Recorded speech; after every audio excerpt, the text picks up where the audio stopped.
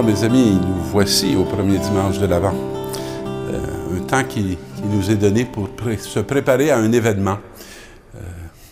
L'événement d'une naissance qui va transformer toute la réalité du monde. Et on va voir que cette semaine, les textes et les paroles qui nous sont proposés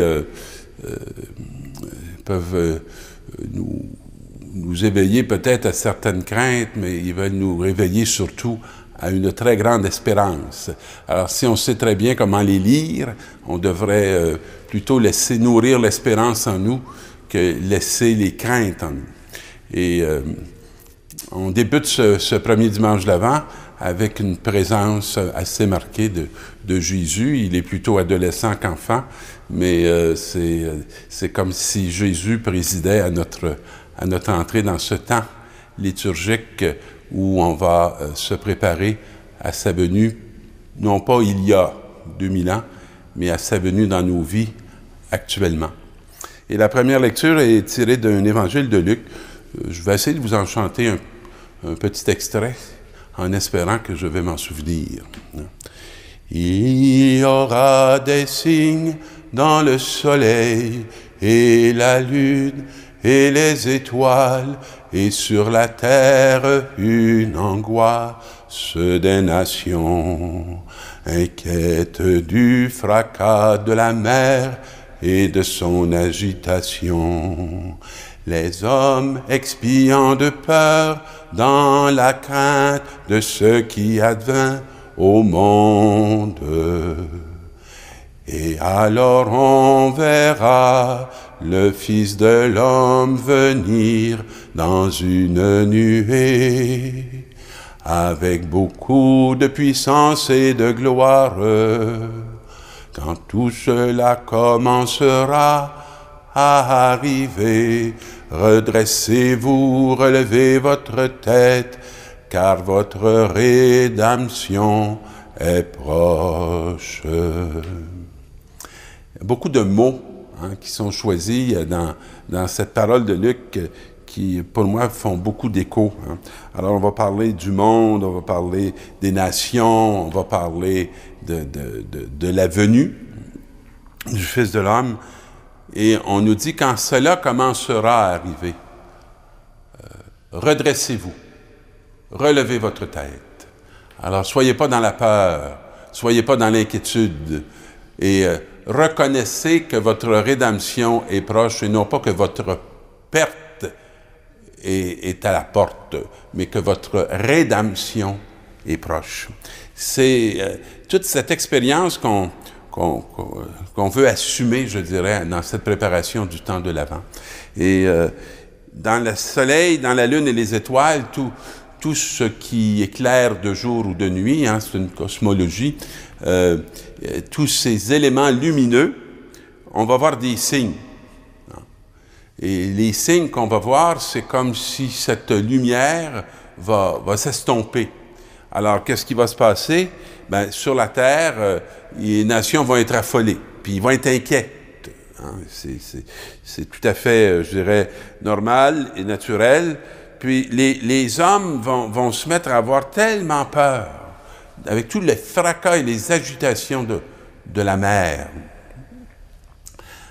Je pense que ça nous donne une belle image de ce qui advient quand nos repères lumineux s'effondrent et qu'on ne sait plus où on va, qu'on ne sait plus qu'est-ce qui va advenir.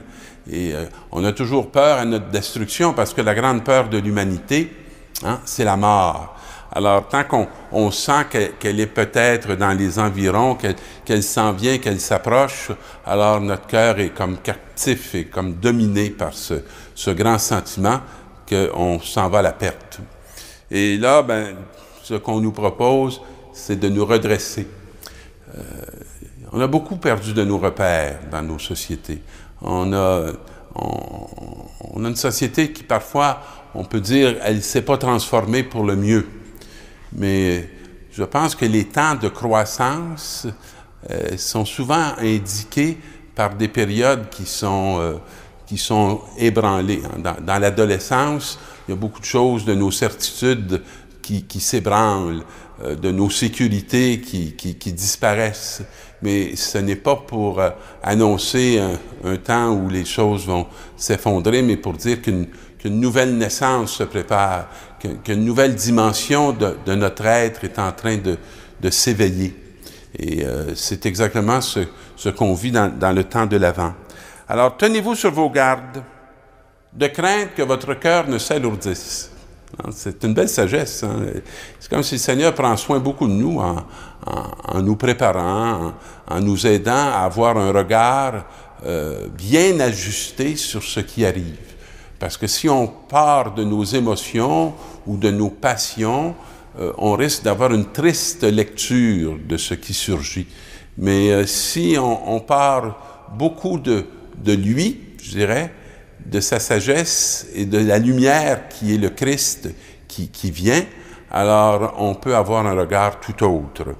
Et n'allez pas vous alourdir dans la débauche, l'ivrognerie, les soucis de la vie. Et que ce jour-là ne tombe pas sur vous à l'improviste. Soyez pas surpris. Hein? Mais comme un filet, il s'abattra sur tous les hommes de la terre.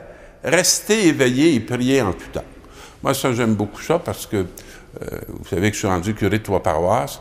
Alors, si je me mets à regarder ça, à partir de moi-même, à partir des finances, des sous disponibles, des réparations à faire sur les bâtisses, de toute cette réalité d'une communauté qui baisse, qui diminue, alors, mes amis, à part du désespoir, il ne me reste plus absolument rien à vivre d'autre qu'à être découragé, à me demander si je ne laisserai pas ma charge pour ne pas être là quand tout va s'effondrer.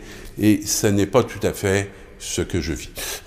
Alors, restez éveillés, restez attentifs, priez. Hein? Tournez-vous vers celui qui est, lui, le salut et la lumière. Ne partez pas de votre intelligence, de votre raison, mais partez d'une sagesse qui est là bien avant vous, qui sera là bien après vous, et qui va vous donner dans le temps présent de savoir tenir la bonne place. Ainsi, vous serez jugés dignes d'échapper à tout ce qui doit arriver. Alors, ça n'arrêtera pas le réel d'avancer, mais ça va vous permettre d'échapper à cette peur, à cette angoisse, et de paraître debout devant le Fils de l'homme. Quel bel appel que d'être une humanité debout. Et c'est ce que nous cherchons à devenir capables d'être debout dans toute cette réalité qui nous est donnée de vivre. Alors, voici des jours où j'accomplirai la promesse de bonheur que j'ai adressée à la maison d'Israël. La folie, mes amis, c'est de penser que le bonheur, on va se le donner nous-mêmes. C'est le Seigneur qui nous l'a promis et c'est lui qui va faire l'accomplissement. Ce n'est pas nous. Nous, on a juste à entrer dans cet accomplissement. Et ce jour-là, je ferai naître chez David un germe de justice et où il exercera dans le pays le droit et la justice. Ça, c'est notre responsabilité, hein? Je dirais d'entrer dans ce germe et cette naissance, cette proposition nouvelle, cette vie nouvelle que le Seigneur va faire surgir, qui sera accordée, je dirais, à la réalité de notre humanité. Et ce jour-là, Juda sera délivré et Jérusalem habitera en sécurité et le nom qu'on donnera sera « Le Seigneur est notre justice ». Moi, je pense que c'est vraiment en lui qu'on peut la trouver et que la grande justice qu'il nous propose, hein, ce n'est pas la violence, ce n'est pas la haine, ce n'est pas, je dirais, le combat entre nous. La grande justice qu'il nous propose, c'est celle de l'amour, c'est celle du pardon, c'est celle de la miséricorde. Et si on veut savoir comment l'incarner, il faudra faire la rencontre de ce Jésus qui vient, non pas qui est venu, mais qui vient et qui veut prendre racine dans nos vies. Alors, je vous souhaite un bon temps d'Avent pour que nous puissions nous préparer à nous laisser transformer par cet enfant qui vient changer le monde.